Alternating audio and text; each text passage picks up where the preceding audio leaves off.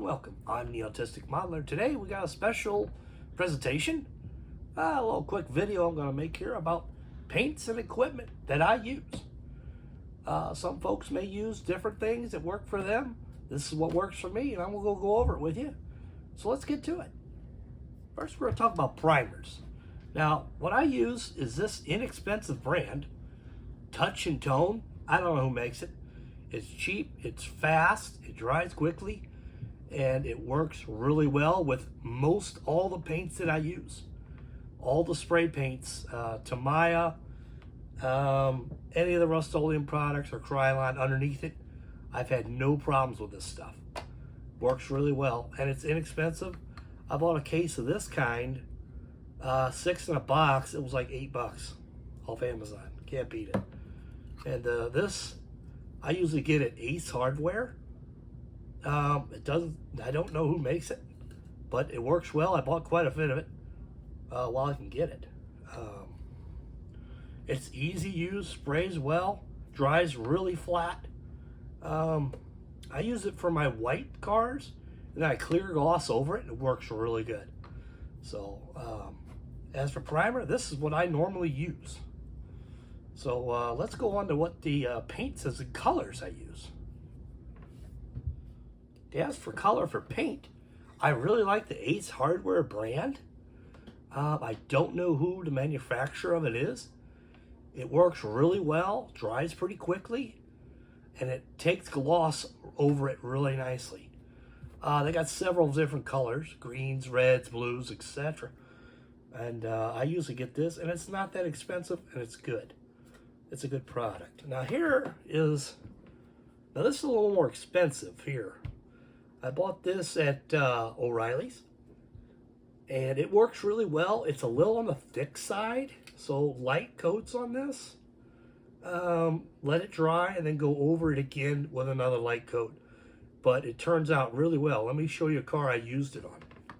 Here's a 70 Dodge Charger that I use this color on, this Krylon paint. Works really good, and it does a really smooth job, and it dries quickly, and it gives a pretty good authentic color for the Chrysler products. I like this. So I'll show you now our dull coats and our clear coats now that I use. This is the gloss coat I normally use. Now, word of warning, danger, Will Robinson. This does not play well with decals of any kind. Does not like it. So, over regular paint and everything else, perfect. Nice high gloss finish. Ruins decals. Don't use it on that. Use it on everything else, works good. Now, what I found that works over decals is this. Here, I bought it at O'Reilly's. It dries really slow, and I think that's the trick of not ruining the decals. Because I think if it dries too fast, it wants to wrinkle them up. You know, we've all done it. We've ruined something. But this stuff dries really fast. I apologize. Really slow. And it's usually tacky for like a couple days. So what I normally do is take it and put it inside of a one of those plastic shoebox size containers, so no dust or anything gets on it while it's drying. And then once it's dry, you could buff it out or anything else. Usually it dries super shiny already. It doesn't need any work. So this is good stuff, but dries slow, and so far has not harmed any decals. So okay there. Now this is a dull coat product that I got at Hobby Lobby. And I use it to go over my chrome to kind of tone it down a little bit. Because a lot of time the chromes they use on kits look more like a toy, and it just doesn't look good to me. So I use this, and you've seen me use it on several videos. Then I usually go over it with a floor polish to bring it out just a little bit, or I use black, Tamiya black wash. And it brings it out just a little bit to make it look more like metal, more than like a toy chrome. This works good, and you can use this over the gloss paint, and it makes it look like it's faded from like sun. So this was a good product. I like this. And again, dries really quickly. So this is what I use. And none of this stuff is gospel. You use what works for you, and that's within your budget.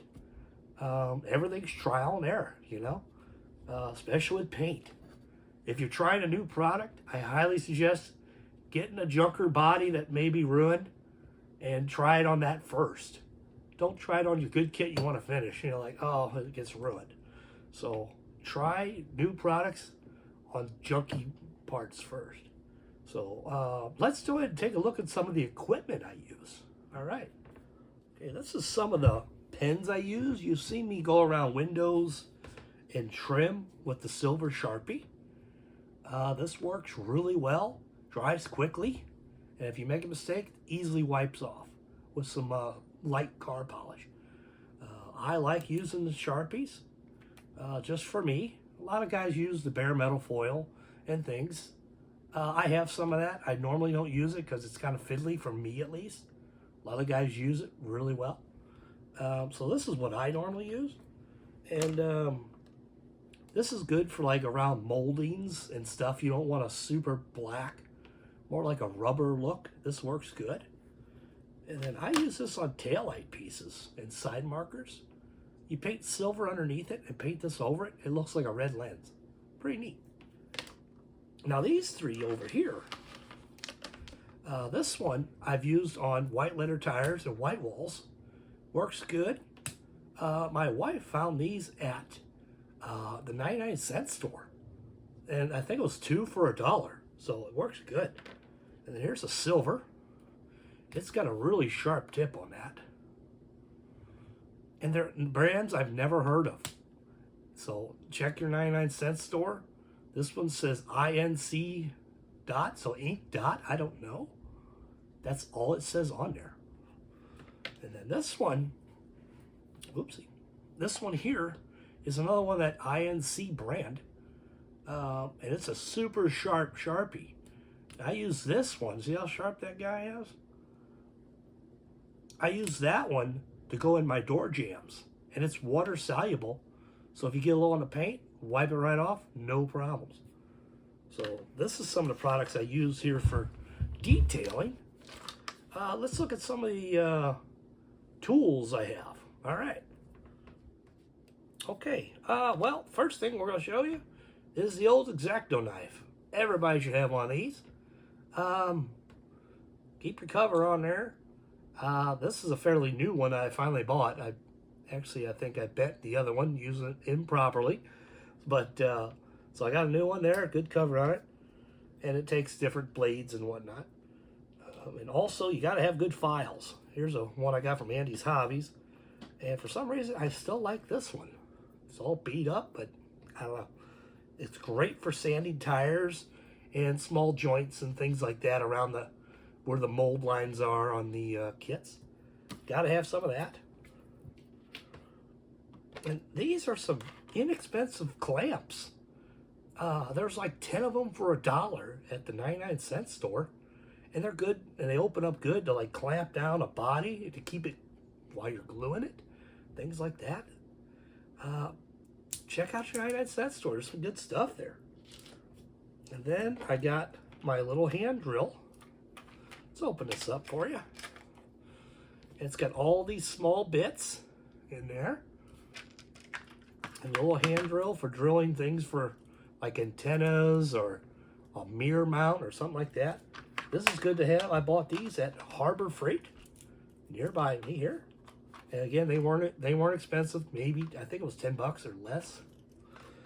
Cheap stuff, no big deal. It's good quality. And the sprue cutters. A lot of guys don't use these. It's your choice. I've used them. Or you can cut the pieces off, but sometimes you cut them off, they go flying. So I use this, and you snip it here with the part on that side, and it works pretty well, I think. Some of these are fairly expensive. I just got one at my local hobby shop, and works pretty good. And then, obviously, you got to have tweezers, right? These are inexpensive ones that I bought. You don't have to have expensive stuff, just has to do the job. And then a side angle pliers, needle nose pliers. This is pretty slick for getting underneath something and getting a hold of something you may have dropped inside, like an engine compartment or something. So I use these quite a bit too, because I'm kind of clumsy. But that's some of my stuff. I'm glad you took this time to go over some of the equipment I use and some of the products. It's your hobby. You do it however you want to do it. And you don't have to spend a lot of money on equipment and supplies. You do what fits in your budget. And however high a level you want to go, from show quality on just a shelf model or just to have an over the weekend fun. Nothing wrong with that. It's a hobby. Have fun with it. And take your time and make a nice piece you could be proud of. All right? Well, this has been the Autistic Modeler. Happy modeling.